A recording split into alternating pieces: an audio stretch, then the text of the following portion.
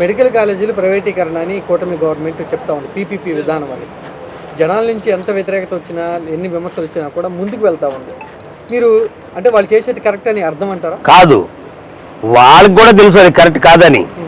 కానీ మరి అట్లా సాగించాలనే వాళ్ళ ఉద్దేశం వల్ల కూడా ప్రైవేట్ పరం చేయాలనే ఆలోచన తప్పితే గవర్నమెంట్ పరంగా ఉండాలి, పేదవాళ్ళకి సేవ చేయాలని సేవాభావం అనేది ఎక్కడ లేదు. జనాలకు వచ్చిన ఇబ్బంది ఏమీ లేదు, మంచి వైద్యం మెరుగైన వైద్యం అందిద్ది దీనివల్ల అని అంటారు వాళ్ళు. ఇప్పుడైనా గవర్నమెంట్ హాస్పిటల్లో మంచి వైద్యం జరగట్లేదనే అంత జరుగుతుంది కదా, జరగబట్టే కదా ప్రతి ఒక్కళ్ళు పేదవాళ్ళు ఇప్పుడు హాస్పిటల్ కావాలంటే ఎయిమ్స్ ఉంది, హాస్పిటల్ జరుగుతున్నాయి కాబట్టి హాస్పిటల్కి వెళ్తుంది. అదే ప్రైవేట్ పరం చేస్తే 10 రూపాయలకి ఎవడు చూస్తాడు? అన్ని ఫీజు ఇక్కడ ఫీజులు తక్కువ కాబట్టి ఎయిమ్స్లో అక్కడ జనం ఎగబడతా ఉంది. అట్నే ఈ కూడా వస్తే ఇంకా ఎక్కువగా పేదవాళ్ళకి లాభం జరుగుతుంది కదా. వైద్య రంగానికి జగన్ చేసింది ఏమీ లేదు, అంతా మేమే చేసాం అని అంటారు. చేయొచ్చు, వాళ్ళు సీనియర్లు కాబట్టి చేయొచ్చు. ఆ చేసే దాంట్లో దీన్ని కూడా మంచిదా వాళ్ళ ఖాతాలో వేసుకోమాను. ప్రైవేట్ పీపీపీ విధానం రద్దు చేసి ప్రైవేట్ పరం చేయకుండా గవర్నమెంట్ కాలేజీలు కానీ ఉన్నాయి, మన హాస్పిటల్గా ఉన్నాయి, మనం బాగుంటుందిగా, మంచి పేరు వస్తుందిగా. గవర్నమెంట్ మెడికల్ కాలేజీలు పీపీపీ విధానంలో ప్రైవేట్ వ్యక్తులకు ఇస్తే వాళ్ళు జనాల కోసం పనిచేస్తారా లేదా లాభం కోసం పనిచేస్తారు? ఇప్పుడు 4-5 కోట్లు పెట్టి వాళ్ళు చదవాలి, ఆ డబ్బులు రాబట్టుకోవడం కోసం అనేక విధాలుగా తప్పుడు నడవాలి. జాలి అనేది లేదుగా. వాళ్ళు డబ్బులు పెట్టారు, వాళ్ళు కూడా కష్టపడి మరి వాళ్ళ డబ్బులు సంపాదించుకోవడం కోసం పిండేసేయాల్సిందే. ఇక పేదవాళ్ళ మీద జాలి ఉంటుంది. ఇప్పుడు అదే ఇవి ఉన్నాయనుకో గవర్నమెంట్ హాస్పిటల్లో, పేదవాడికి బిళ్ళని తీసుకొచ్చి అయ్యో పాపం అని తీసుకొచ్చేస్తారు. ఫీజులు లేవు, తక్కువగా ఉన్న నామినల్గా ఉంటాయి.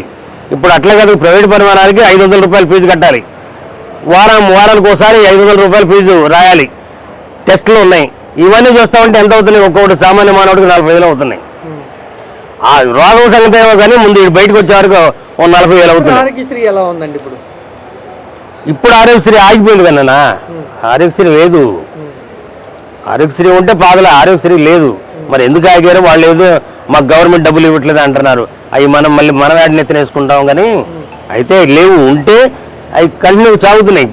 అది జగన్మోహన్ రెడ్డి బకాయిలు పెట్టి వెళ్ళిపోవటం వల్లనే ఇప్పుడు ఇబ్బందులు పడతా ఉన్నాం ఆర్థికంగాని కూటమి వాళ్ళు చెప్తున్నమాట. దాని గురించి ఏమంటారు? మళ్ళీ అది జనాలు తెలుసు నానా.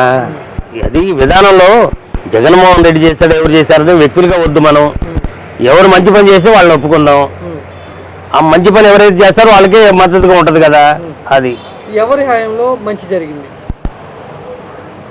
ఎన్టీ రామారావు టైంలో మంచి జరిగింది, రాజశేఖర రెడ్డి గారి టైంలో మంచి జరిగింది, జగన్మోహన్ రెడ్డి గారి టైంలో మంచి జరిగింది. అయితే ఇప్పుడు ఈయన చేయాలని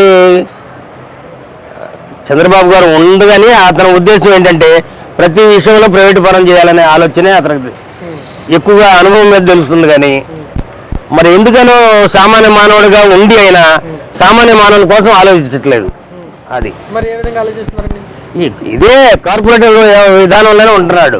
అది దీనివల్ల జనాల్లో వ్యతిరేకత వచ్చిందా? వ్యతిరేకత వస్తుందండి. అతను ఈ కూటమిలు అన్నింటి కలుపుకోవడం వల్ల వ్యతిరేకత తెలియట్లా.